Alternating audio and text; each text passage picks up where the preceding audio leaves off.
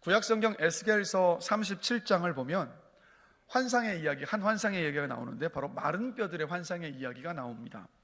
하나님께서 에스겔 선지자에게 환상 가운데 보여주시는 거예요. 골짜기를 딱 데려가셨는데 그곳에 마른 뼈들이 수북히 쌓여 있었던 겁니다.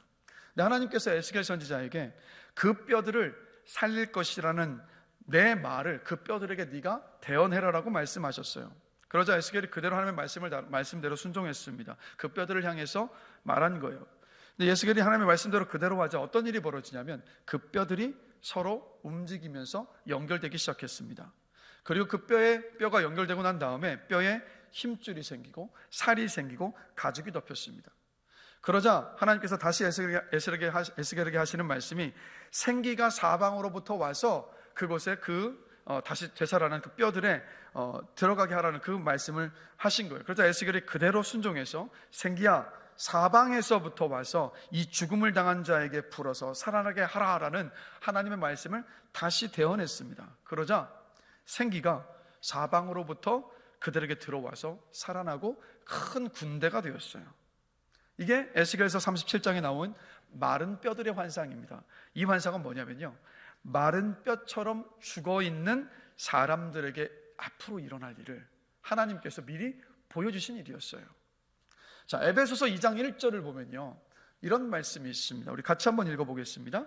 그는 허물과 죄로 죽었던 너희를 살리셨도다. 자, 이 말씀 속에서 이 말씀은 어떤 뜻이냐면 예수님께서 허물과 죄로 죽어있던 우리들을 살리셨다라는 말씀입니다. 이 말씀 속에서 허물은 뭐냐면 하지 말아야 할 것을 하는 것이 허물이고요, 죄는 뭐냐면 해야 할 것을 하지 않는 것이 바로 죄입니다. 그래서 하지 말아야 할 것은 하면서 살고 해야 할 것은 하지 않으면서 살아가는 것이 바로 뭐냐면 하나님을 알지 못하는, 하나님의 뜻을 거스르며 살아가는 사람의 모습이에요. 이게 바로 뭐냐면 에베소서 2장 1절에서 말하는 죽어있는 사람의 모습. 누구에게 죽어있는 사람이냐면 하나님께 죽어있는 모습입니다. 그래서 여러분 보시면 시신의 특징은 뭡니까? 시신은 무반응입니다. 무반응. 그렇죠? 무반응합니다. 아무리 말을 걸어도 뭐 맛있는 음식을 갖다 줘도 손을 잡아도 시신은 반응이 없습니다. 왜요? 죽어있기 때문에, 생명이 없기 때문에. 그래서 여러분 한번 돌아보시면 허물과 죄로 하나님께 죽어 있었던 우리들이지 않습니까? 우리들은 하나님의 은혜, 하나님의 말씀, 하나님의 일하심, 그리고 복음에 우리 모두는 반응할 수 없었던 사람들입니다. 이렇게 하나님에게 죽어 있는 사람, 하나님을 알지 못하고 허물과 죄를 짓는 사람이 바로 누구냐? 제가 조금 전에 말씀드렸던 에스겔서 37장에 나오는 마른 뼈와도 같은 그 모습인 거예요. 자, 그런데 예수를 믿고 구원을 받으면 여러분 엄청난 일이 우리 안에 일어난 겁니다. 여러분 예수를 믿으십니까? 예수님께서 나의 죄를 대신 지시고 십자가에서 죽으셨음을 믿으십니까?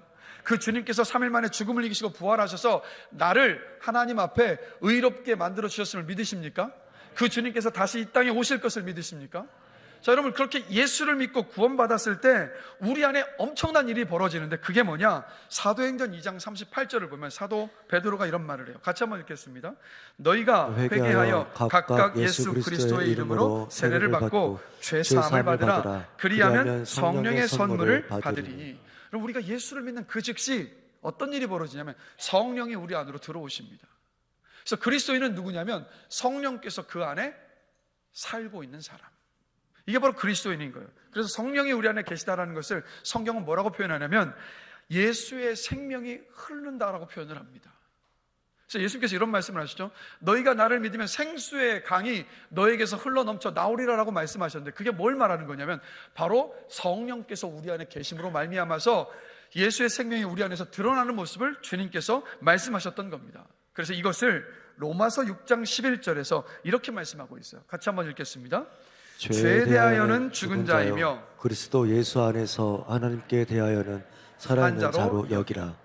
자, 여러분 예수 믿고 구원을 받아서 성령이 그 안에 계신 사람은, 있는 사람은 어떤 사람이냐? 하나님께 대하여 살아있는 사람입니다. 하나님께 대하여 살아있다는 것은 뭐냐면 하나님께 반응하는 사람이란 말이에요. 그래서 여러분 하나님께 반응하는 것이 뭡니까? 그게 바로 오늘 우리가 함께 모여서 예배하는 이 예배가 하나님께 반응하는 시간이에요. 그래서 여러분, 예배는 하나님이 우리 눈에 보이지 않으시지만 우리가 하나님을 예배하는 이 자리에 계시다라는 것을 알고 믿고 그 하나님께 반응하는 게 바로 예배입니다. 그래서 여러분이 사랑하는 사람을 만나면 기쁘게 대하시는 것처럼, 또 존경하는 사람을 만나면 존대하면서 반갑게 맞이하는 것처럼, 예배의 자리는 어떤 시간이냐? 하나님을 기뻐하고 하나님을 즐거워하고 하나님을 향한 우리의 사랑과 존경을 표현하는 시간, 그것을 고백하는 시간, 이게 바로 여러분 예배입니다. 그래서 예수 믿고 구원받은 그리스도인의 마음 안에는 성령께서 계시기 때문에 어떤 마음을 갖고 있냐면 하나님을 예배하고 싶은 그 마음을 우리 모두는 가지고 있습니다. 그래서 여러분이 오늘 주일인데 갈 것도 많고 할 일도 많지만, 그런데 이 자리에 왜 오셨습니까? 그 이유는 뭐냐면 예배하고자 하는 마음이 우리 안에 있기 때문이에요. 근데 그 마음은 누가 갖게 하시는 마음이냐면 예수를 믿는 즉시 우리 안에 들어오신 성령께서 주시는 마음입니다. 예수의 생명이 흐르고 있기 때문에 우리는 예배를 드리는 거예요. 그렇기 때문에 예배가 구원받은 그리스도인의 증거인 것입니다. 자, 그래서 오늘은 이 예배와 우리의 삶에 대해서 함께 오늘 본문의 말씀을 가지고 한번 생각해 보고 싶은데, 제가 오늘 말씀을 준비하면서 읽은 하나님이 찾으시는 참된 예배자라는 책을 보니까 그 책에서는요, 한국교회의 예배가 유교의 영향을 많이 받았다고 분석을 하고 있더라고요. 제가 설명을 한번 드릴게요. 여러분, 유교는 공자로부터 시작이 됐습니다. 근데 공자는 이렇게 초월적인 존재인 신에 대한 것에 대한 어떤 개념도 없었고 별 관심도 없었던 사람입니다. 그래서 이 공자는 사람과 사람 사이에 있어야 할 마음가짐 가운데 가장 중요한 것을 뭐라고 가르쳤냐면 다른 사람을 자비롭게 대하는 인이라고 가르쳤어요. 인, 한자로 인 말합니다. 근데 이 인의 구체적인 표현, 즉 다른 사람을 자비롭게 대하는 것을 구체적으로 표현하는 것을 공자는 뭐라고 얘기했냐면 예라고 표현했습니다. 그러니까 예의를 다해서 지키는 것을 말해요. 그러니까 예를 바르게 행하는 것이 바로 사람들을 자비롭게 여기는 인을 실천하는 것이라고 공자가 가르쳤습니다. 그러니까 쉽게 설명드리면 사람들 사이에서 정해진 어떤 규범이 있죠. 그 규범을 잘 지키는 것이 바른 삶을 사는 것이라고 생각했고 가르쳤던 사람이 바로 공자입니다. 자, 이런 유교의 가르침과 영향을 우리나라는 깊이 받았죠. 그러다 보니까 우리나라 사람들은요, 사람들에 대한 바른 태도는 예절을 지키는 것이다 라고 생각을 합니다. 그리고 모임이나 행사를 이렇게 진행하거나 치를 때도 바른 절차를 따라서 그 행사를 진행할 때 제대로 그 행사를 치루었다라는 생각을 우리 모두 가지고 있어요. 한번 생각해 보십시오. 여러분이 몸담고 있는 사회에서의 어떤 행사들 혹은 교회 안에서 치루어지는 모든 행사도 잘 보시면 뭐를 정말 중요하게 생각합니까? 그 절차와 순서예요. 절차와 순서대로 잘 돼야지만이 그 행사를 잘 치루었다라고 생각을 합니다. 이게 대한민국 사람들이 가지고 있는 그 마음이라는 거, 생각이라는 거죠. 자, 그런데 이런 영향이 예배에도 그대로 영향을 미쳤다라는 거죠. 자, 여러분, 예배는요 어떤 시간입니까? 제가 말씀드렸죠. 하나님께 반응하는 시간, 하나님과의 인격적인 관계를 맺는 시간이잖아요. 근데 우리는 예배 시간을 그런 시간으로 보지 않고 예배를 뭐라고 생각하냐면 예배의 의식을 바르게 수행하는 것으로 예배를 생각하는 경향들이 참 많습니다. 자, 질문을 드릴게요. 질문이 아니라, 자, 함께 기도하기 위해 모인 모임을 뭐라고 말합니까? 기도 모임이라고 얘기합니다. 그렇죠? 그 다음에 하나님을 찬양하기 위해 모인 모임은 뭐가 되겠습니까? 찬양 모임이 됩니다. 그러면 사람들이 모여서 함께 하나님을 예배하기 위해 모인 모임은 뭐가 됩니까? 예배 모임이에요. 예배 모임입니다. 자, 우리나라는 예배 모임을 뭐라고 부르냐면 예배라고 부릅니다. 그렇죠? 그리고 주일 예배 모임도 예배라고, 주일 예배 모임도 주일 예배라고 부르고 목장 모임도 목장 예배라고 부릅니다. 자, 그럼 질문을 드릴게요. 예배의 요소는 뭡니까, 여러분? 예배의 요소는 뭐죠? 여러분이 아시는 예배의 요소는 뭔가요? 자, 말씀 있고요. 또요. 찬양, 기도. 네? 네, 헌금하는 시간, 봉헌하는 시간. 또요. 축도하는 시간. 그렇죠?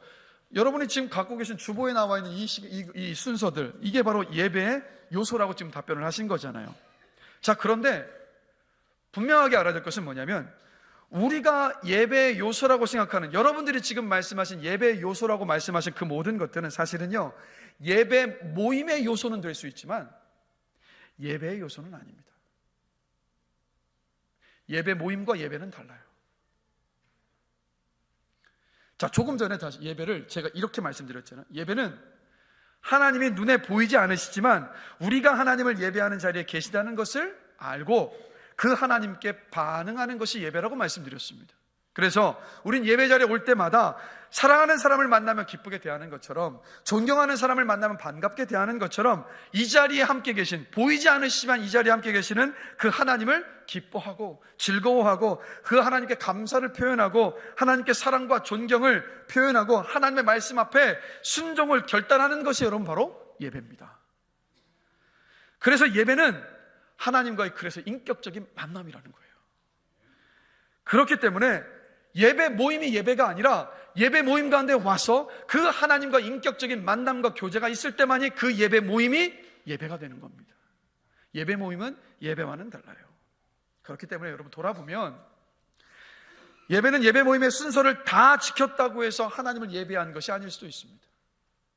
예배 모임 10분 전에 늦지 않게 와서 찬양하고 대표기도와 헌금과 말씀과 결단 기도와 축도까지 졸지 않고 자리를 떠나지 않고 모두 참여했다 할지라도, 만약에 그럴 일이 여러분에게 없었기를 바라지만 만약에 그 모든 썰을 다 빠짐없이 졸지 않고 참여했다 할지라도 그 예배 모임 가운데 계시는 하나님께 내가 인격적으로 전혀 반응을 하지 않은 그런 예배였다면 그 예배는 하나님을 예배한 것이 아니에요. 그저 예배 모임의 순서에 참여한 겁니다. 그래서 하나님은요, 예배 모임을 기뻐하시는 것이 아니라 하나님이 바라시는 건 뭐냐면 우리의 예배예요. 하나님께 반응하는 예배를 하나님은 기뻐하십니다. 저는요, 우리가 예배 모임과 예배가 무엇이 다른가를 분명히 인지하고 우리가 주일마다 모여서 드리는 이 예배 모임이 하나님께서 기쁘게 받으시는 예배가 되기를 간절히 기도합니다. 그냥 순서만 참여하는 것이 아니라 그 순서 하나하나 속에서 하나님께 집중해 보십시오. 하나님을 만나게 되실 거예요. 자, 그러면 하나님은요, 왜 이렇게 예배를 기뻐하실까요? 하나님 왜 구원받은 우리의 마음 안에 성령을 통해서 예배하는 마음을 우리에게 도대체 왜 주시는 걸까요, 여러분? 생각해 보셨습니까? 그냥 단지 하나님께서 기쁘시고 싶으셔서요? 그것도 분명히 있겠죠. 자, 하나님께서 이스라엘 백성들에게, 그리고 구원받은 하나님의 자녀들에게 이런 말씀을 하셨어요. 내가 거룩하니 너희도 거룩할지어다. 왜 이렇게 말씀하셨을까? 하나님의 마음은 뭐냐면 구원받은 하나님의 자녀인 저와 여러분들이 이 세상에서 거룩하게 살기를 바라시는 거예요. 우리가 거룩하게 살아가는 삶의 모습, 우리가 거룩하게 사는 그 삶을 보면서 세상에 아직도 하나님을 알지 못하는 사람들이 우리가 살아가는 거룩한 그 살아가는 거룩한 삶을 통해서 하나님을 알고 하나님 앞에 돌아오기를 원하시는 거예요.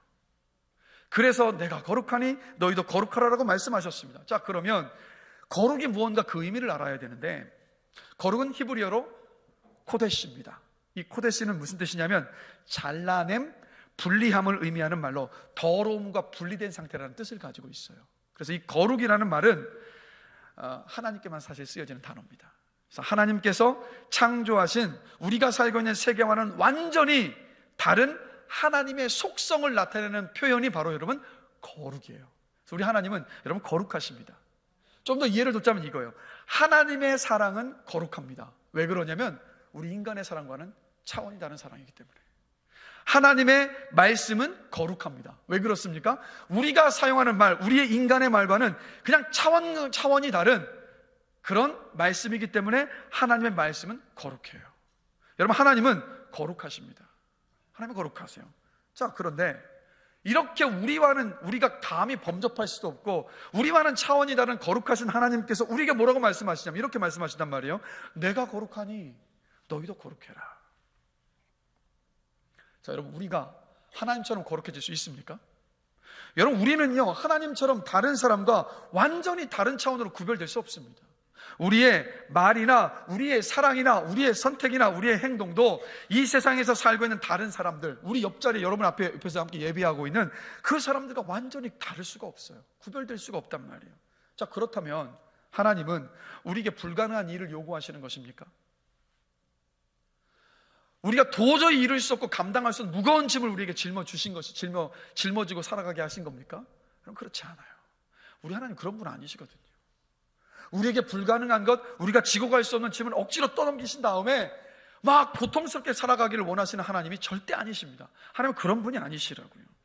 우리에게 거룩하라고 하셨을 때 그 말을 이해하려면 이스라엘 백성들을 한번 살펴봐야 돼요. 여러분 구약 성경에 보시면 이스라엘 백성들은 자기들 스스로를 뭐라고 불렀습니까? 거룩한 백성이라고 불렀단 말이에요. 그리고 하나님께서 주셔서 살게 하셨던 그 가나안 땅 있죠, 이스라엘 땅, 뭐라고 불렀습니까? 거룩한 땅이라고 불렀습니다. 그리고 하나님께 제사를 드리는 건물을 짓고 그 건물을 또 뭐라고 불렀습니까? 거룩한 집, 성전이라고 불렀어요.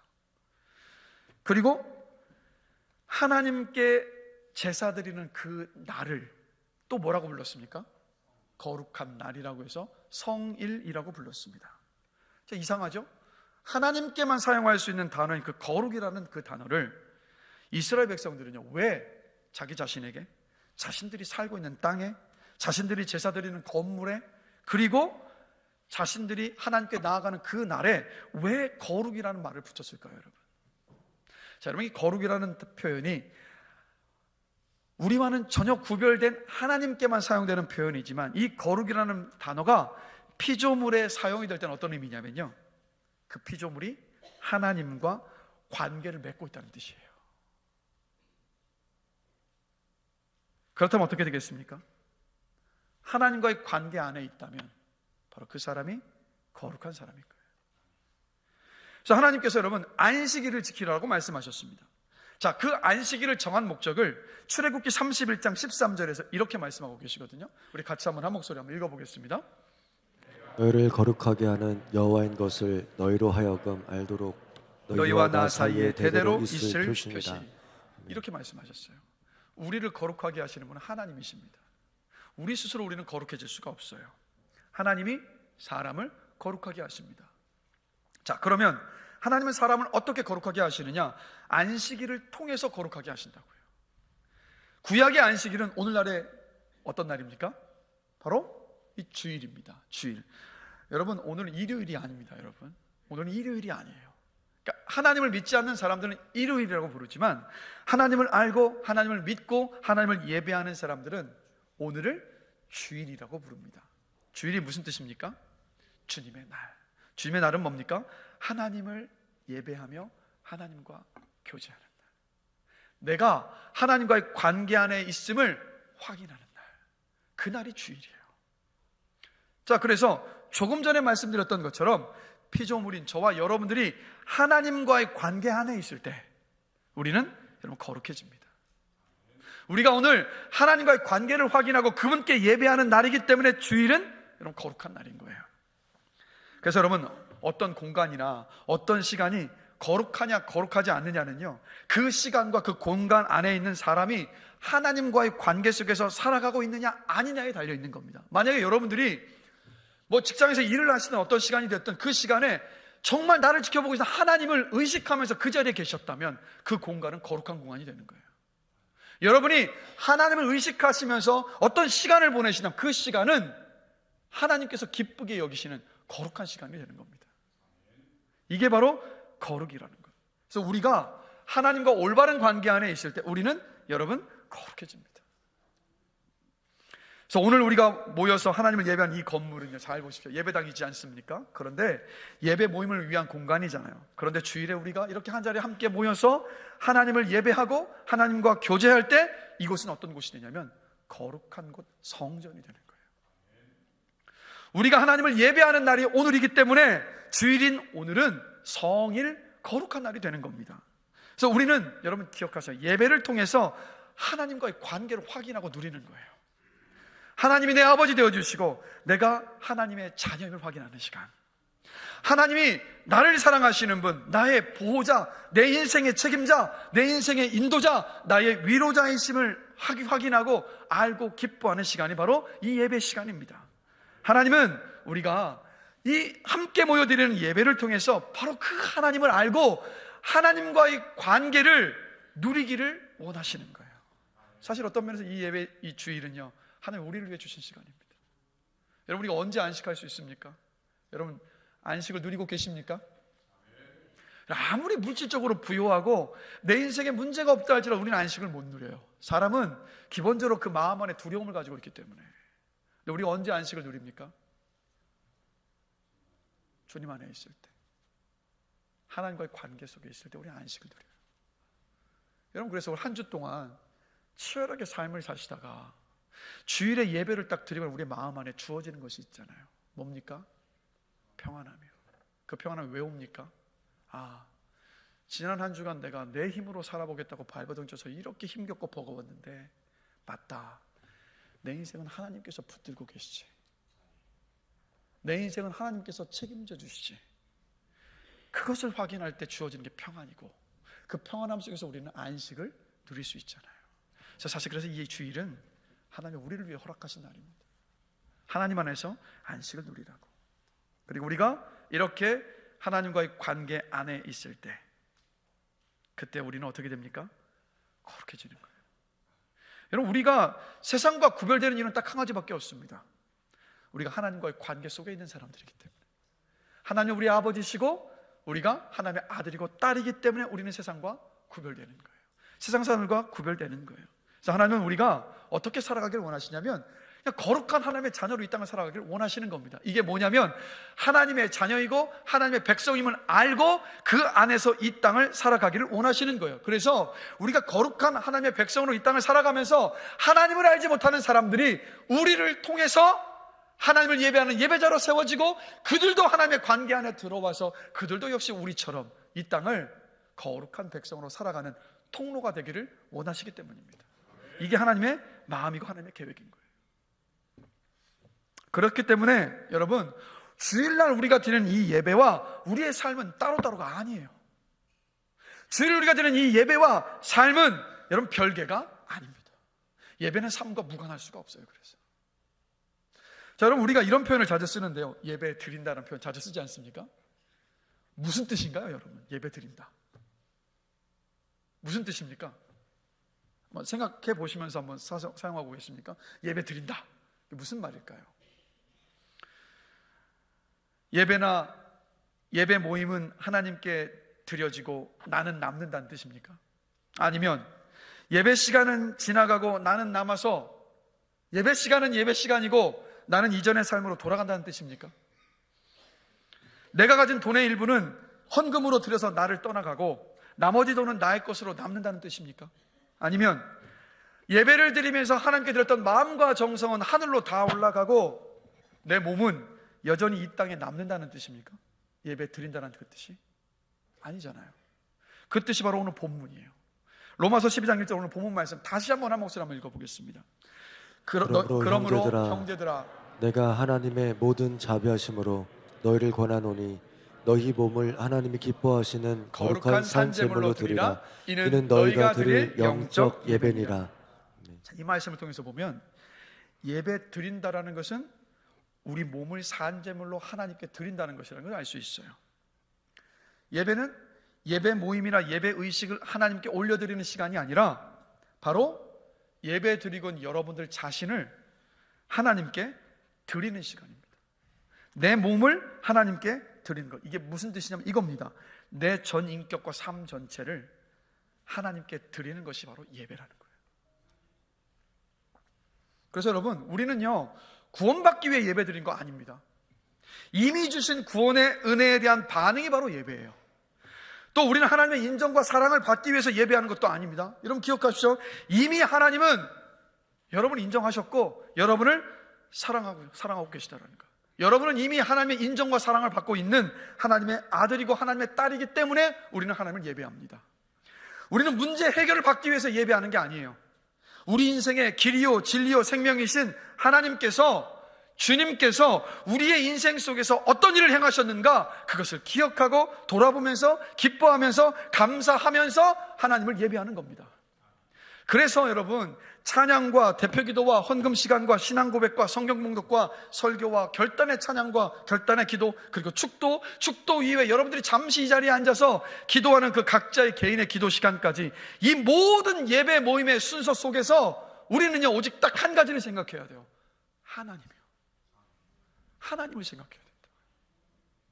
저는요, 바람은 모든 예배 모임의 순서 속에서 여러분들이 하나님을 만나기를 원하지만, 그렇지 않다 할지라도 정말 한수만이라도 그 안에서 하나님을 만나고 경험하신 예배가 되시기를 주님의 이름으로 간절히 기도합니다. 모든 예배 모임 속에서, 예배 모임의 모든 예배 순서 속에서 하나님을 생각하고 하나님을 기뻐하고 하나님께 감사의 고백을 표현할 수 있는, 정말 여러분 하나님께서 기뻐하시는 예배를 여러분 드릴 수 있는 우리 모두가 되기를 원합니다.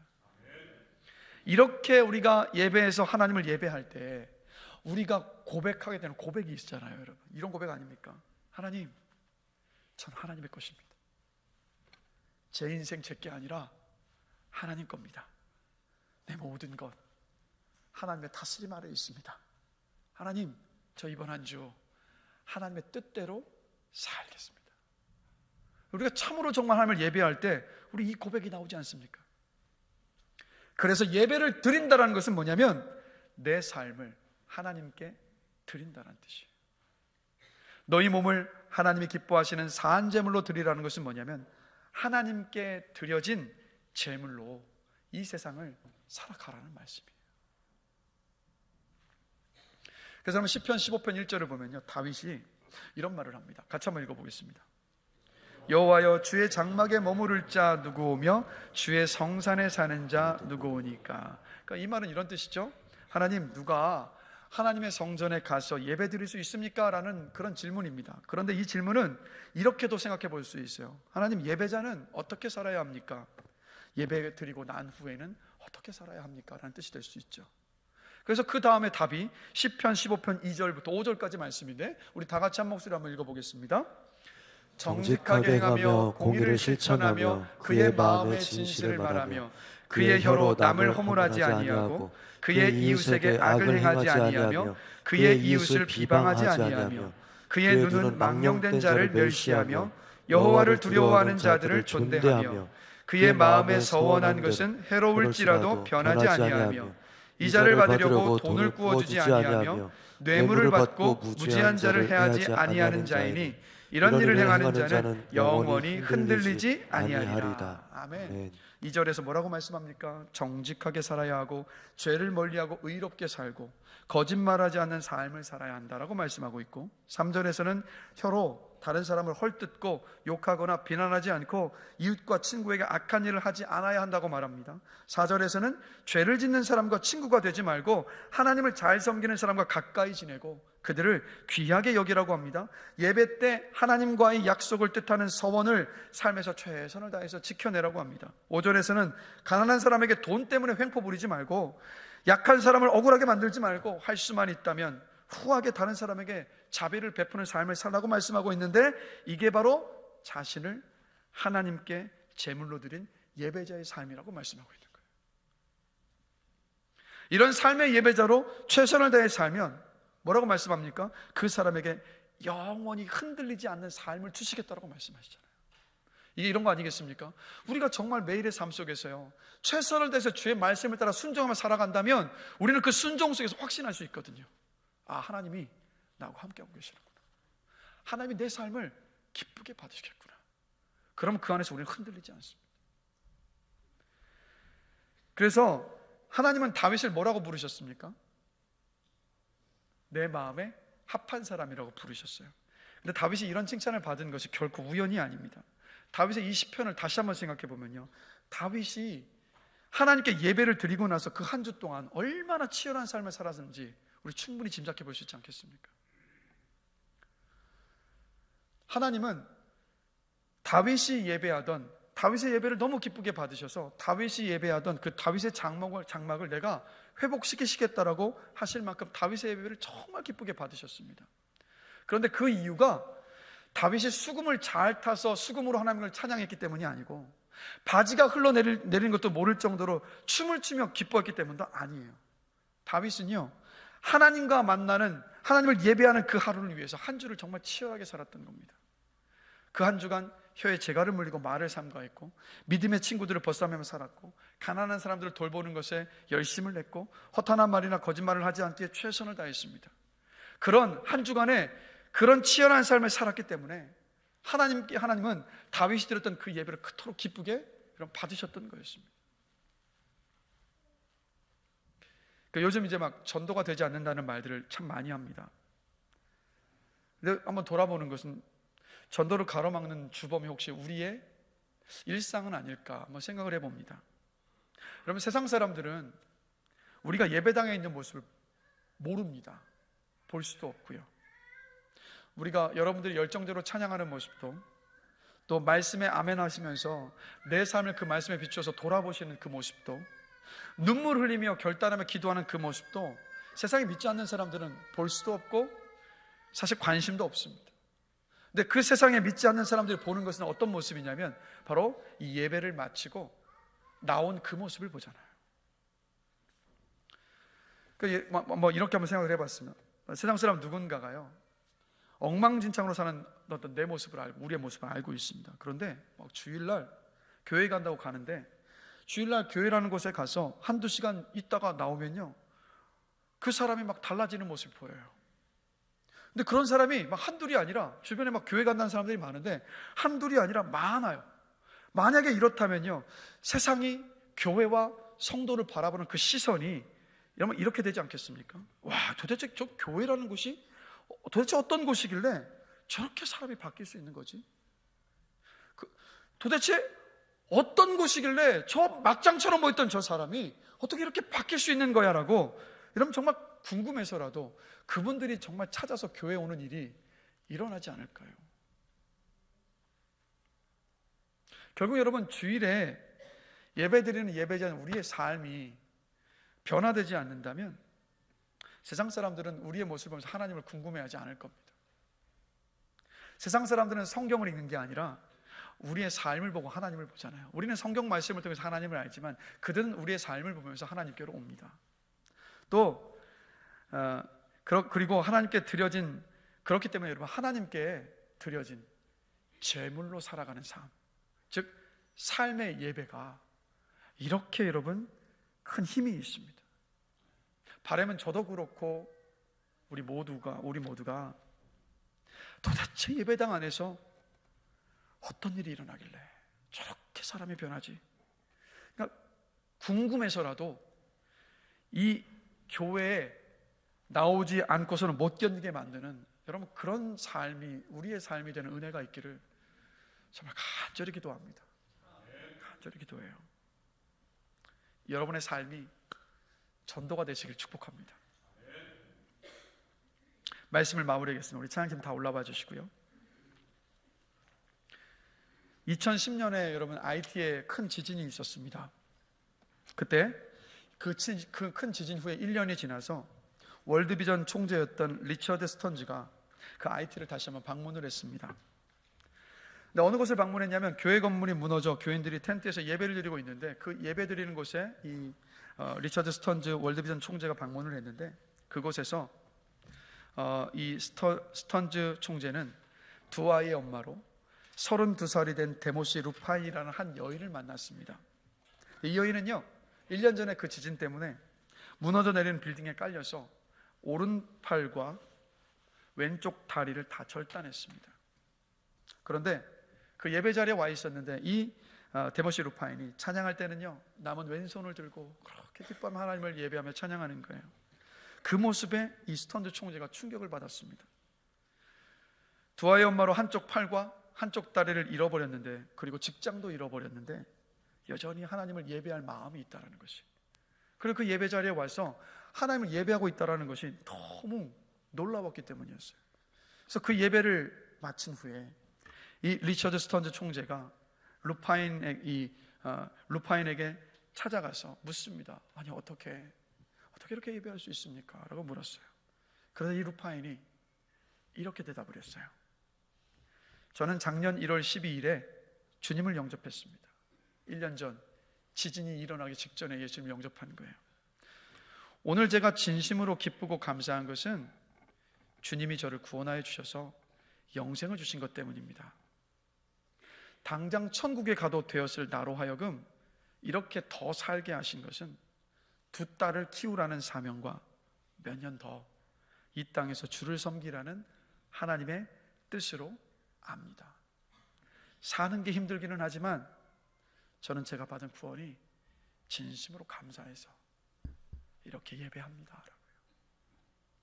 여러분, 이 루파인이, 이런 고백을 한 루파인이 예배 후에 어떤 삶을 살았느냐는 충분히 짐작해 볼 수 있지 않겠습니까?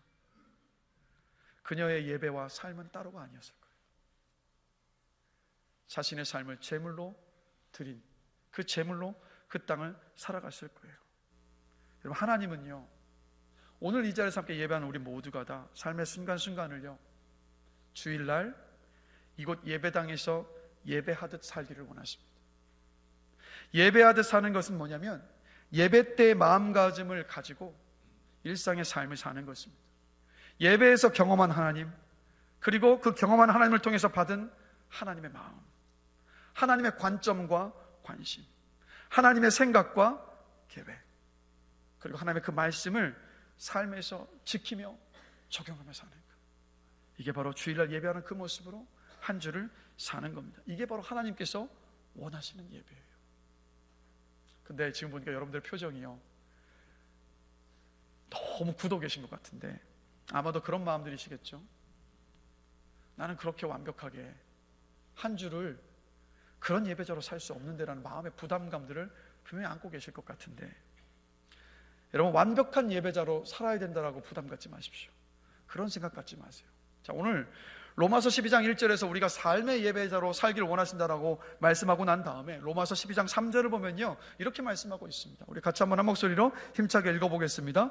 내게 주신 은혜로 말미암아 너희 각 사람에게 말하노니 마땅히 생각할 그 이상의 생각을 품지 말고 오직 하나님께서 각 사람에게 나누어 주신 믿음의 분량대로 지혜롭게 생각하라. 아멘. 뭡니까? 예배에서 여러분이 은혜 받고 결단한 것 한 가지만 붙드시라고요. 그 한 가지만 붙잡고 한 주를 살아내시는 겁니다. 우리가 이렇게 삶의 예배를 드려 나갈 때 우리는 분명히 세상과 구별된 거룩한 하나님의 백성으로 이 땅을 살아갈 수 있는 줄로 믿습니다. 성경은 삶의 순간순간을 예배하듯 사는 삶을 가리켜서 이렇게 말씀하고 있거든요. 하나님과 동행한다라고요. 우리가 이렇게 하나님과 동행하는 삶이 되기를 원합니다. 여러분, 주보를 보시면 올 한 해 예배로 기뻐하며 승리하고 부흥하는 교회입니다. 그 밑에 세 가지 구체적인 목표가 있죠. 같이 한번 읽어보겠습니다. 살아나는 예배자, 살아내는 예배자, 살려내는 예배자. 저는요, 우리 모두가 주일에 이 예배에서 하나님께 집중하여 하나님을 만나서 우리의 심령이 살아나는 예배자가 되기를 원합니다. 그리고 우리가 주일 예배당에서 예배하듯 한 주를 살아내는 예배자로 살아갈 수 있게 되기를 원합니다. 그 삶으로 하나님을 알지 못하는 이웃들이 하나님을 알게 하고 구원의 통로가 되는 다른 사람들을 살려내는 예배자가 되시기를 주님의 이름으로 여러분 축원합니다. 여러분의 진짜 예배는요, 오늘 저 예배당 문을 열고 나가는 그 순간부터 시작입니다.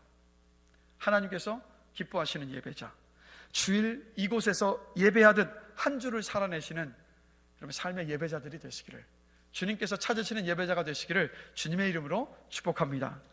우리 함께 옆 사람 보면서 이렇게 한번 고백해 보겠습니다. 우리의 진짜 예배는 저 예배당 문을 열고 나가는 순간부터 시작됩니다. 삶의 예배자로 사십시다. 그렇게 살 줄로 믿습니다.